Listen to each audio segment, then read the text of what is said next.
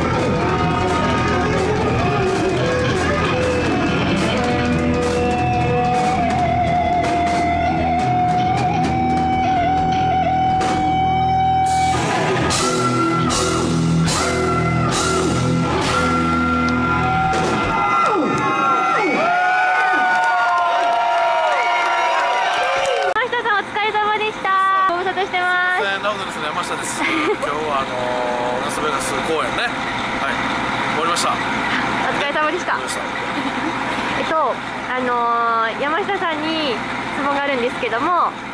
山下さんは、アメリカツアーにも何度も来られていて大先輩なんですけど、その大先輩に聞きたいことがありまして、アメリカと日本の違いを聞きたいんですけども、お客さんの反応だとかライブをする環境だとか、なんか違いってありますか？それはやっぱり国のでかさが違うね。そうですね。それはだから、ライブやって次の会場に行く移動の長さがありえない。これは来てみないとわからないよね。日本だってカリフォルニアだけやもんね。そうですよね。あとアメリカツアーのなんか楽しみとか。アメリカの楽しみはね、はい。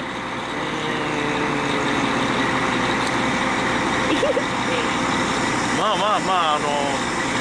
熱狂的なファンが多いから、今日もすごい疲れたけど、ステージ出た瞬間疲れが飛ぶ楽しいライブがさせてもらえるなっていう、オーディエンスがすごい乗ってくれるからね。なるほど。逆にアメリカで辛いこととか苦労されたことってありますか？移動ですね。やっぱりそうです。移動中何されてるんですか？移動中何されてるんですか？移動中はね、息子にドラゴンクエストのモンスターのレベルを上げておいて、お父さん暇でしょって言われて、ひたすらレベル99に向けてすごい。モンスターを強化してます。今レベルいくつなんですか？今45ぐらいです。あと半分ですね。ヨーロッパはね、5、6時間走れば次の国に行くから。そうなんですか。そんなに移動ないけど、ここだってね、僕らはまだここからとかね、1日かかりますからね。だからアメリカはでかいです。しかも国もでかい。しかも国、確かに。はい。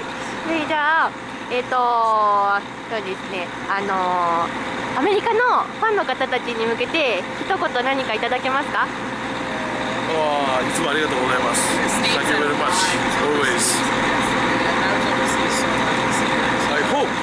we hope we play stage every year.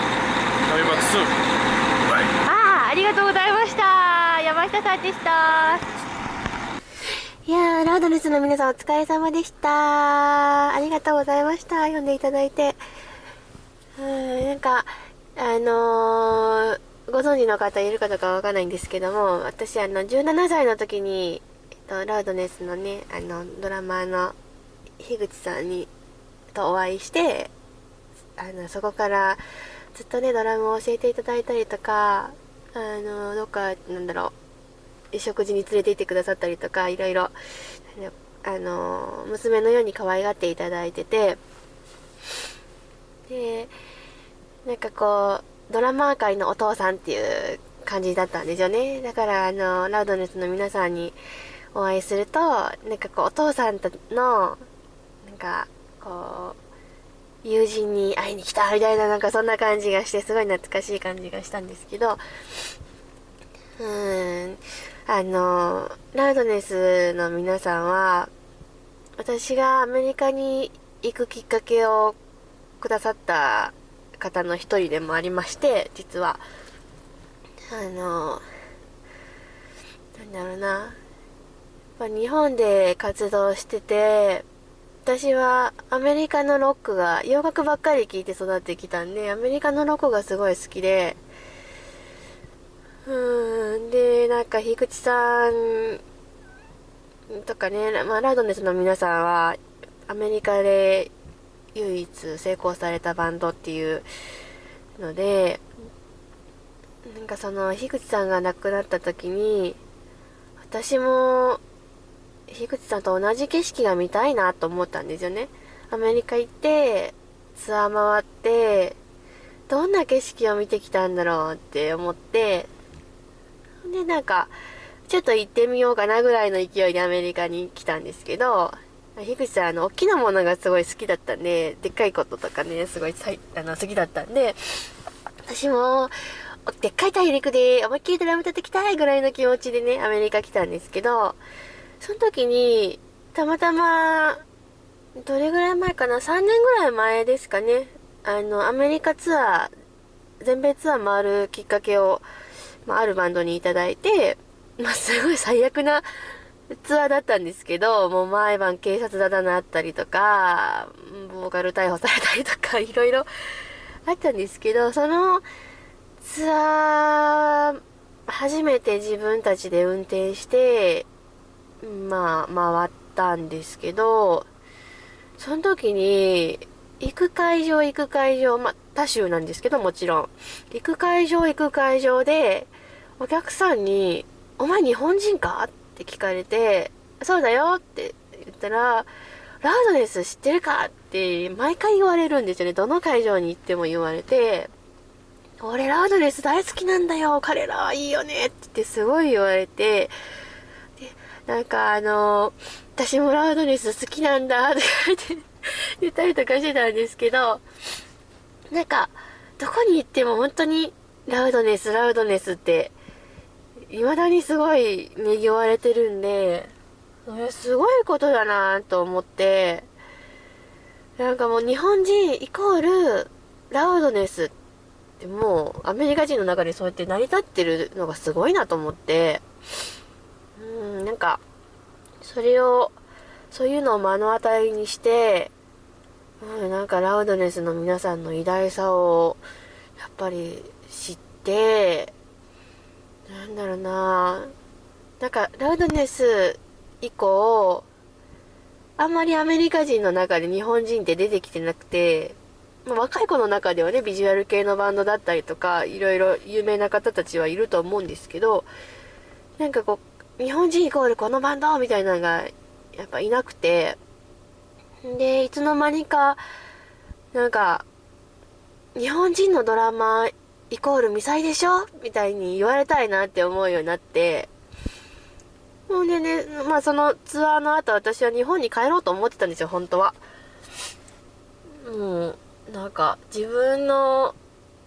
ドラムにそんな価値がないと思っちゃったんで、その時。早くにもう日本に帰ろうと思ってたんですけど、なんかそういうラウドネス知ってるかってあちこちで言われたのをきっかけに、アメリカにね、来た一つの理由もそうだったんですけど、もう帰ろうかなって思ってた時に、またそうやって、ラウドネスの話が来て、で、考えさせられて、私もうちょっと頑張りたいなって、樋口さんみたいに、日本人イコール、ラウドネスって言われたいなって、私何も残せてないなと思って、それで、もうちょっと頑張ってみようって思いとどまったのがあって、で、今に至るんですけど、おかげさまでね、ラスベガスで、毎晩じゃないですけど、ほぼ毎晩演奏してる日本人っていうのもいないんですよね、やっぱり。で、今、自分はその位置に来てて、だからもっともっと上を目指して、樋口さん目指してこれからも頑張っていこうかなと思いました。今日のライブもね、やっぱりすごい盛り上がっててね。いや、やっぱかっこいいなぁと思って。やっぱ山下さんのベース気持ちいいですね。で、なんかね、ベースもすごいかっこいい新しいベースご用意されていて、うわ、かっこいいなと思って、日の丸のベースを使いこなせるのは山下さんくらいしかいないなと思いながら見てたんですけど、今日ね、ご無理言ってインタビューまで撮らせていただいて、本当ありがとうございました。インタビュー後もね、なんかもう姿が見えなくなるまでね、頑張れよってすごい応援してくださってね、もうすごい嬉しいなと思って、もう後でこっそりちょっと泣いちゃったんですけど、もう私頑張ります、本当にこれからも。今回はどうもありがとうございました、山下さん、ラウドネスの皆さん。はい、では、おやすみなさい。お疲れ様でした。